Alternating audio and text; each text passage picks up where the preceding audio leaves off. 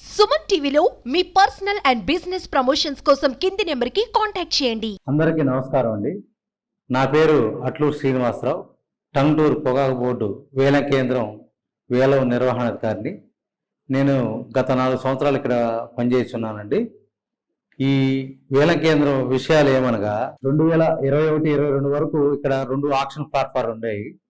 2021-22 నుంచి డిసెంబర్లో 2వ ఆక్షన్ ఫారం ఎత్తేసి దీన్ని మా దాంట్లో కలపడం అయింది. అప్పుడు రైతుల సంఖ్య మనకి దగ్గర 3,000 మంది అయ్యారు. మనకి వాస్తవంగా బ్యార్లు కూడా ఎంతమంది రైతులు ఉన్నారో అంతమంది బ్యానీలు ఉన్నాయి. ఇది కంప్లీట్గా బ్లాక్ సాయిల్ కింద వస్తుందండి. అంటే దక్షిణ ప్రాంత నల్లరేగడి నేలలు అని అంటారు, ఎస్బిఎస్ అంటారు దీన్ని. కంప్లీట్గా టంగుటూరు అంటే బ్లాక్ సాయిల్ ఎస్బిఎస్ రీజియన్లో వస్తుంది. కొత్త పొలాలు కానీ బ్యాన్లు కానీ ఆ పరిధిలోనే ఉంటాయి.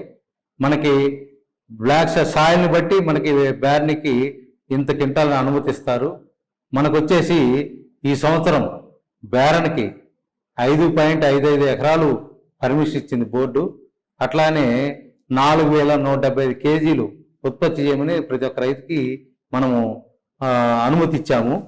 ఈ రోజు వరకు దాదాపుగా 2,758 మంది రైతులు ఇక్కడ రిజిస్టర్ అయి ఉన్నారు. అంటే రిజిస్టర్ నమోదు చేసుకున్నారు. ఎన్ని బ్యానీలు అంటే 2,727.28 బ్యానీలకి రైతులు రిజిస్టర్ అయి ఉన్నారు. మనం అనుమతి ఇచ్చింది 6,055 హెక్టేర్లకి అనుమతి ఇచ్చాం మనం బోర్డు ద్వారా ఈ టంగుటూరు వేలం కేంద్ర పరిధి రైతులకి. కానీ ప్లాంటేషన్ ఇక్కడ వర్షాలు పడటం వల్ల, అకాల వర్షాలు పడటం వలన, తుఫాను వలన 5,242 హెక్టేర్లు మాత్రమే ఈ రోజుకి పొగాకు నాట్లు వేయటం జరిగింది. దీంట్లో 2 వెరైటీలు ప్రధానంగా రైతులు సాగు చేస్తున్నారండి పొగాకు. సిరి అనే రకం ఒకటి, తర్వాత FCR 15 అనే 2వ రకం.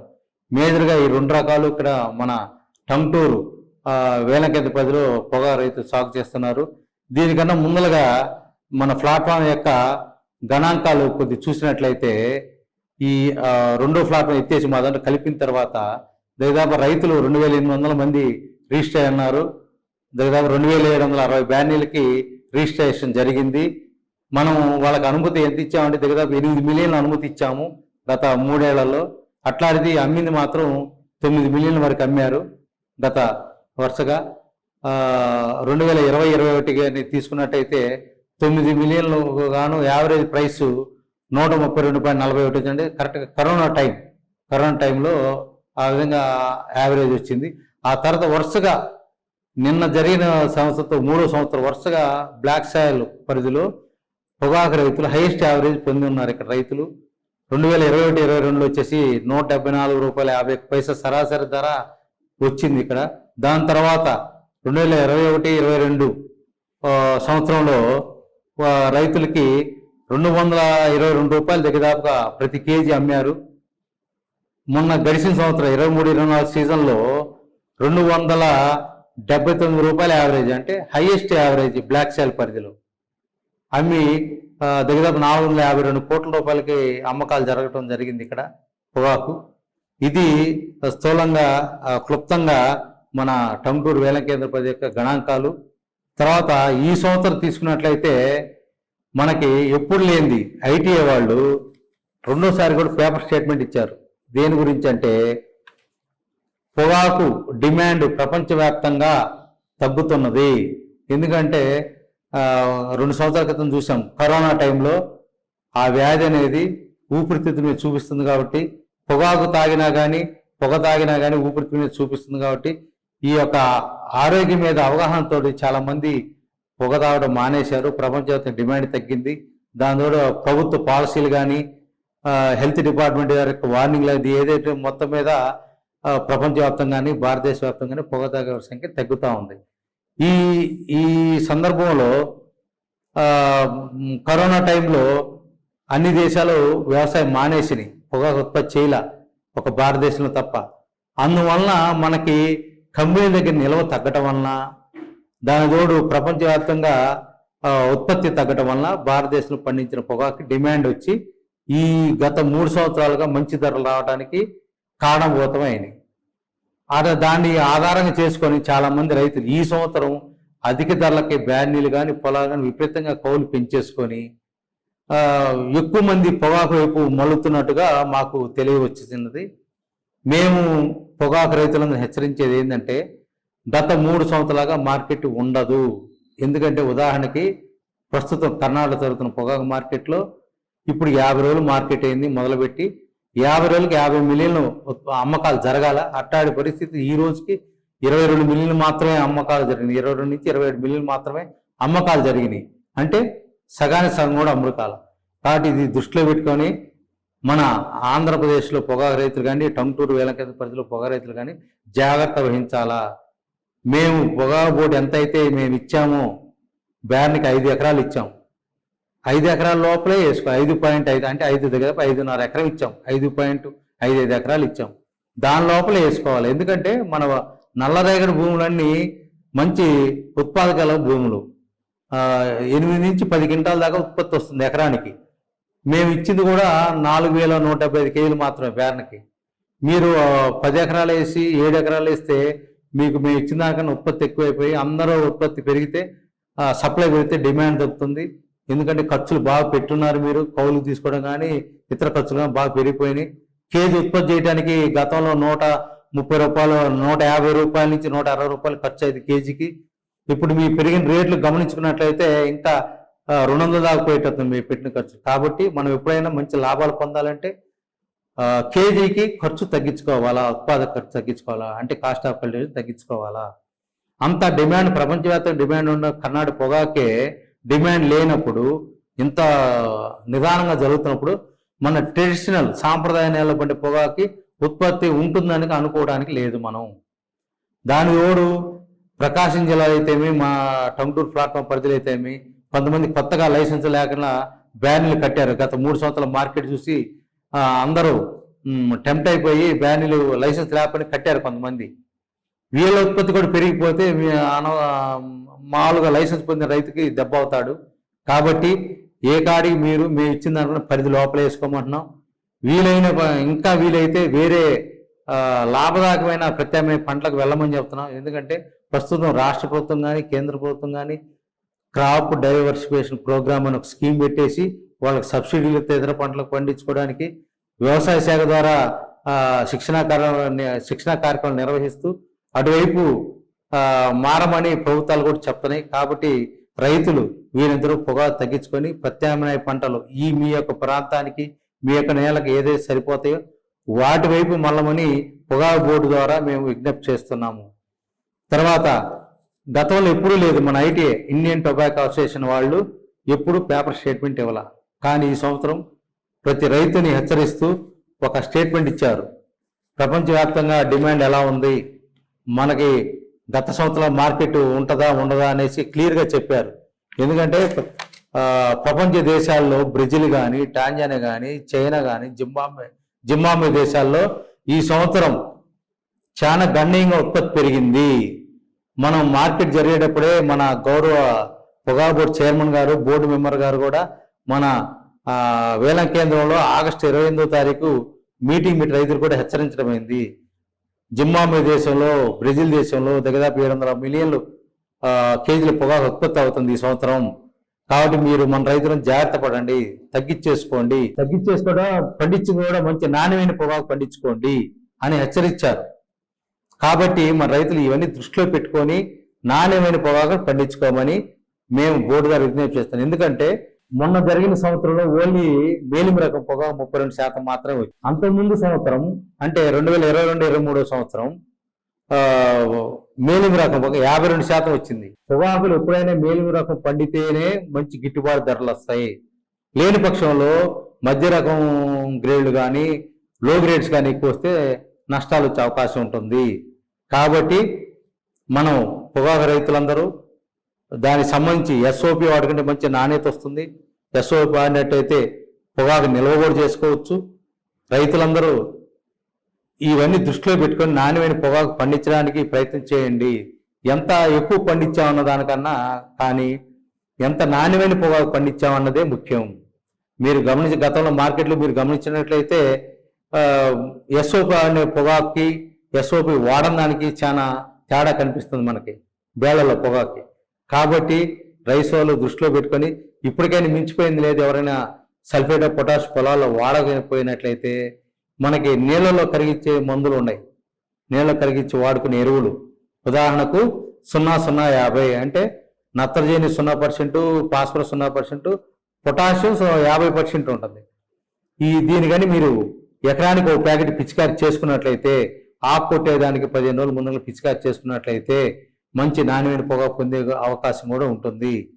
కాబట్టి రైతులు ఈ యొక్క మంచి యాజమాన్య పద్ధతులు పాటించి బోర్డు వారి సలహాలు, సిటిఆర్ఐ వారి యొక్క సలహాలు పాటిస్తూ మంచి నాణ్యమైన పొగాకుని ఉత్పత్తి చేయమని కోరుతున్నాను.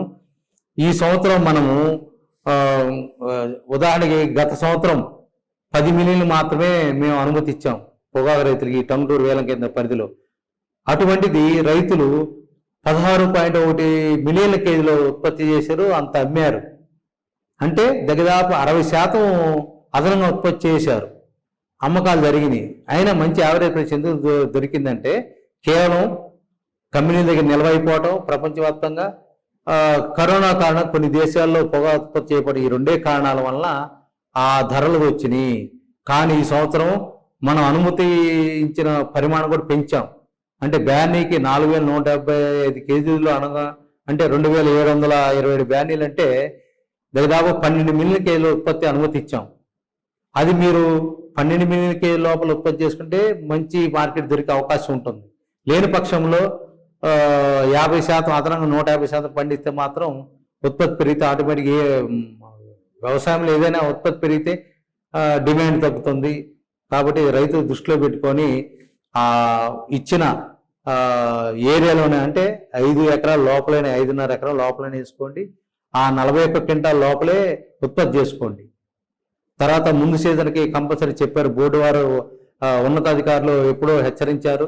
ఈ వరుసగా 2 ఏళ్ళు పెనాల్టీ అంటే తీసేసిన రకరకాల కారణాల వలన రాబోయే సంవత్సరానికి కంపల్సరిగా అపరాధ రుసుము, ఎక్కువ పొగాకు అమ్మితే అపరాధ రుసుము పడుతుంది, అంటే పెనాల్టీ రూపంలో అపరాధ రుసుము పడుతుంది. కాబట్టి రైతులు దృష్టిలో పెట్టుకొని మీరు మేము ఇచ్చిన బోర్డు ఇచ్చిన పరిమాణం లోపలనే ఉత్పత్తి చేసుకోమని కోరుతున్నాను. ఇప్పుడు ప్రస్తుతం మన రైతులందరూ పొగాకు మొక్కలు నాటుతున్నారు. రీసెంట్గా అంటే మొన్న కొన్ని రోజుల క్రితమే సైక్లోన్ వల్ల, తుఫాను వలన కొన్ని పొలాల్లో నీరు నిలబడ్డాయి, ఉరకెత్తినాయి కొన్ని తోటలు. వీళ్ళందరూ ఏం చేయాలంటే ఇమీడియట్గా నీళ్లు ఎల్లగొట్టిన మార్గాలు చూసుకొని బయటికి పంపించేసి, అవి ఎట్లా అంటే కాలువలు చేసుకోనో లేకపోతే నీళ్లు పోని పక్షులు మోటార్లు పెట్టుకుని బయటికి పంపించేసి ఇమీడియట్గా అధిక నీటి బయటికి చేసేయాలా. ఇప్పుడు మేము ఏరియా తిరిగి వస్తున్న చాలా వరకు బయటికి పెట్టేసిన పొలాలు కొంచెం ఆరిని, ఇంకా ఆరాలా. బాగా ఆరితే కానీ అంతర్సేద్యాలు చేసుకోవడానికి కుదరదు.